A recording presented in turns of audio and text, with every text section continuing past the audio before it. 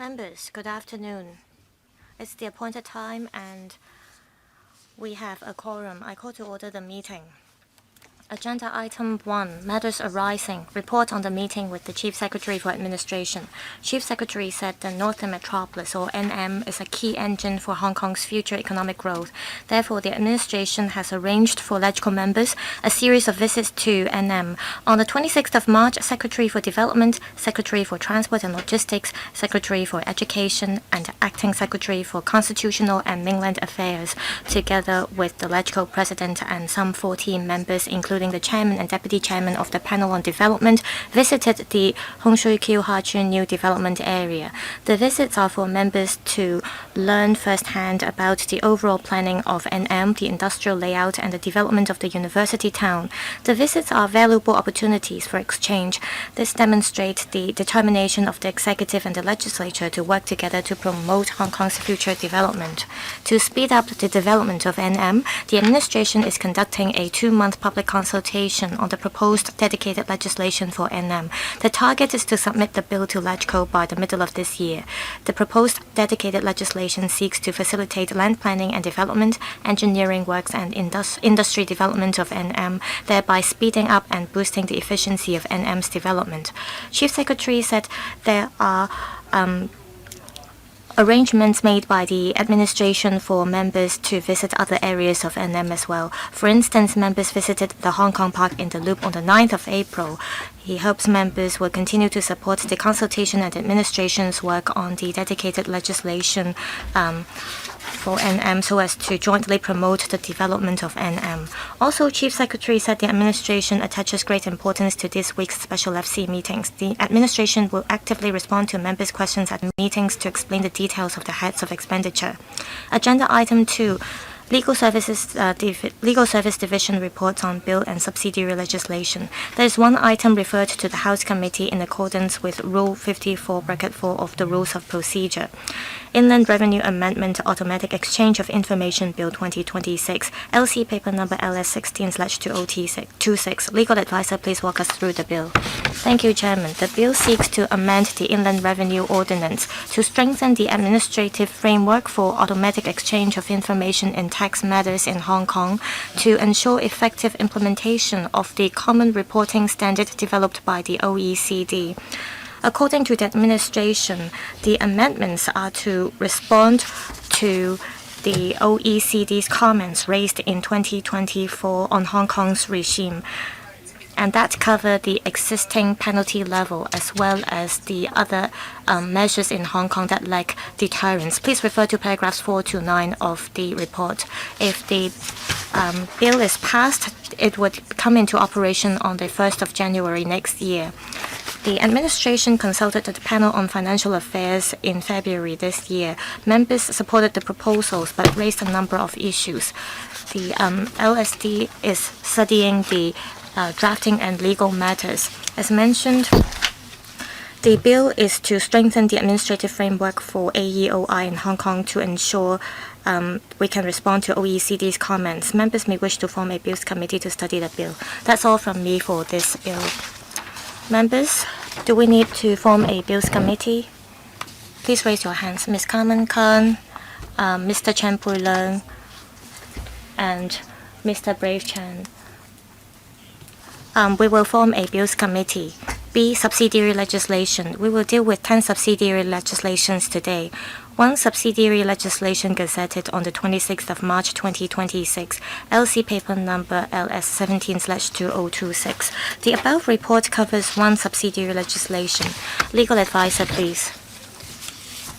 Chairman, this is LN28. It is a commencement notice.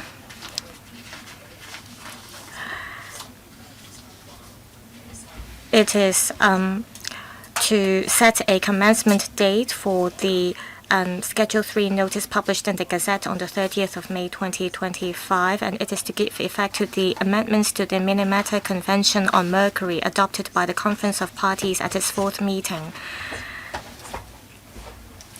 And the amendment notice came into operation on the 31st of December last year.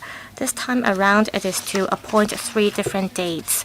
the 2nd of March, the 31st of December, as well as the 31st of December next year. The aim is to add 8 mercury added projects regulated by the COP to be included in the schedule.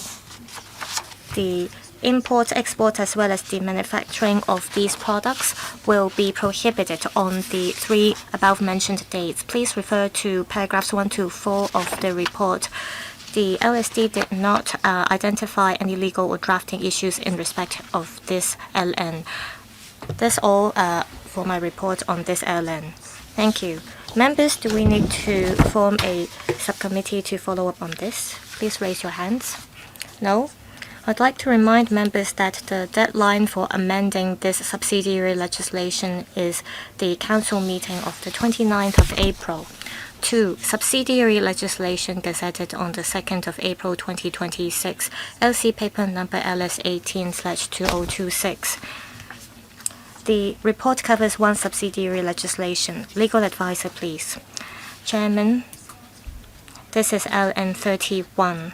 It seeks to adjust the rate of interest payable on tax reserve certificates issued on or after the 8th of April 2026. The rate of interest will be fixed at 0.15% per annum. The LSD did not identify any drafting or legal issues. That's all for my report. Members, should we form a subcommittee to follow up on this? If we need to, please raise your hands. No? Next report. 3. Subsidiary legislation gazetted on the 10th of April 2026. LC paper number LS19/2026. The report covers 8 subsidiary legislations. Legal advisor, please walk us through the items. I will talk about 7 subsidiary legislations. That's LNs 35 to 41 first. These LNs are about providing a statutory basis for Kai-Tak Hospital and its facilities because it will start operating from the second half of this year. These LNs will be incorporated into the existing legislations so that the existing legislations that apply to other hospitals will apply to Kai-Tak Hospital as well.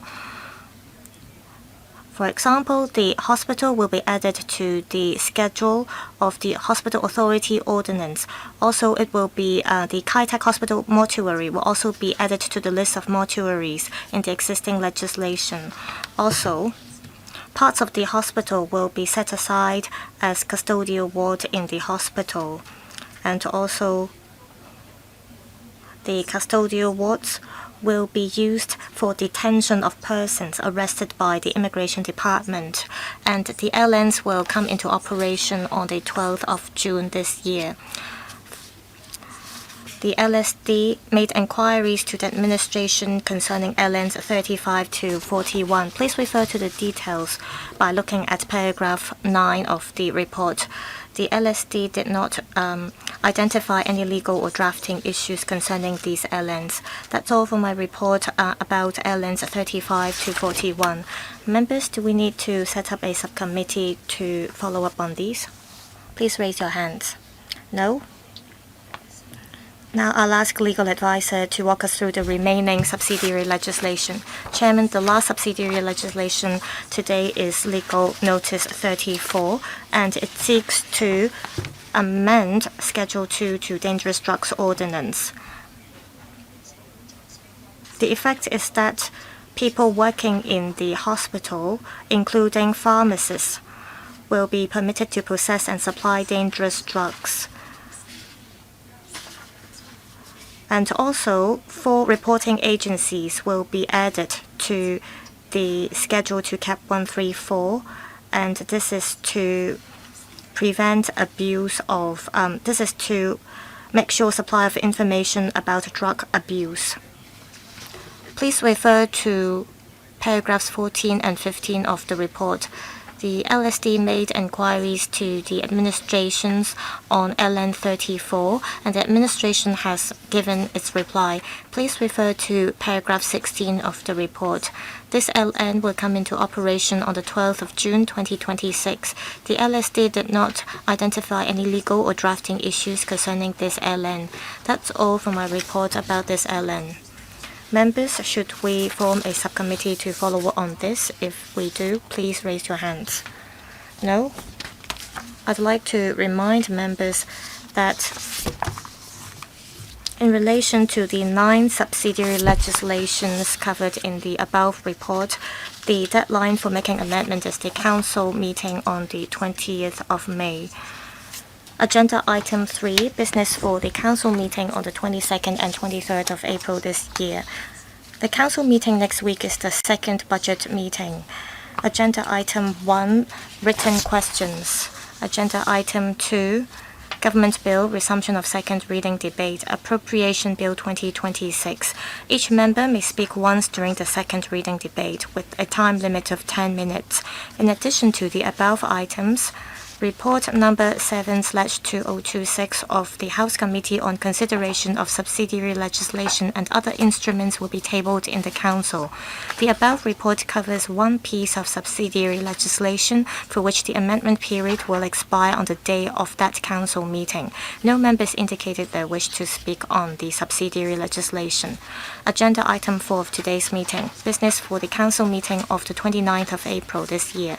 That Council meeting is the third budget meeting. Agenda items to be covered include A. Written questions. The list of members given question slots has been uploaded to the LegCo website. B. Government Bill. First reading and second reading debate to be adjourned. The Secretariat has not received any notice yet. C. Government Bill, second reading, debate to resume, consideration by Committee of the Whole Council and third reading, Appropriation Bill 2026, response by public officers. Government officials will respond to the views raised by members during the second reading debate at next week's Council meeting.